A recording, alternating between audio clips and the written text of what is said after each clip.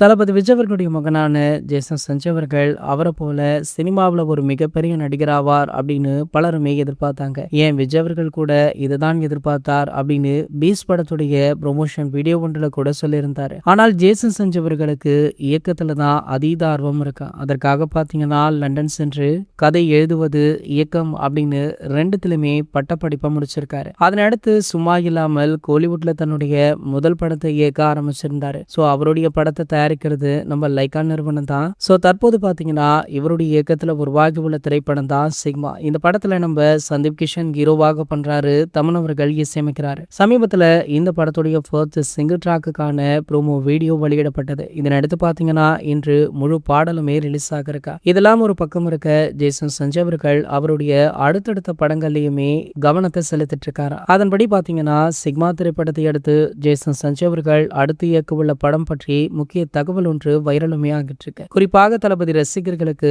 ஒரு மிகப்பெரிய அதிர்ச்சி சம்பவம் நிகழ்ந்திருக்கு. ஜேசன் சஞ்சய் அவர்கள் சமீபத்துல உதயநிதி ஸ்டாலின் மற்றும் இன்பன் உதயநிதியை மீட் பண்ணிருக்காரு. அதாவது இவருடைய அடுத்த திரைப்படத்தை தயாரிக்க போவது ரெட் ஜெயின் மூவிஸ் நிறுவனம் தான் அப்படின்னு சொல்லப்படுது. சோ இதற்கான பேச்சுவார்த்தைகள் சக்சஸ்ஃபுல்லாக முடிஞ்சிருக்கா. தளபதி விஜய் அவர்களுக்கு எதிர்கட்சியாக திமுக உருவெடுத்திருக்க இந்த நிலையில ஜேசன் அவர்கள் இப்படி செய்திருப்பது ஒரு சிலருக்கு அதிருப்தியை வெளிப்படுத்திருக்கு. இன்னொரு பக்கம் ஒரு சில ரசிகர்களோ இதனை பாசிட்டிவாக எடுத்துக்கொண்டு அவருடைய சினிமா கெரியருக்காக முயற்சி பண்றார், இதுல எந்த தப்புமே கிடையாது அப்படின்னு சொல்லிட்டு இருக்காங்க. இந்த தகவல் சோசியல் மீடியாக்கள்ல வைரலுமே ஆகிட்டு இருக்கு. இது போன்ற செய்திகளை பத்தி நீங்க உடனே தெரிஞ்சுக்க நம்ம சேனலை மறக்காம சப்ஸ்கிரைப் பண்ணிக்கோங்க.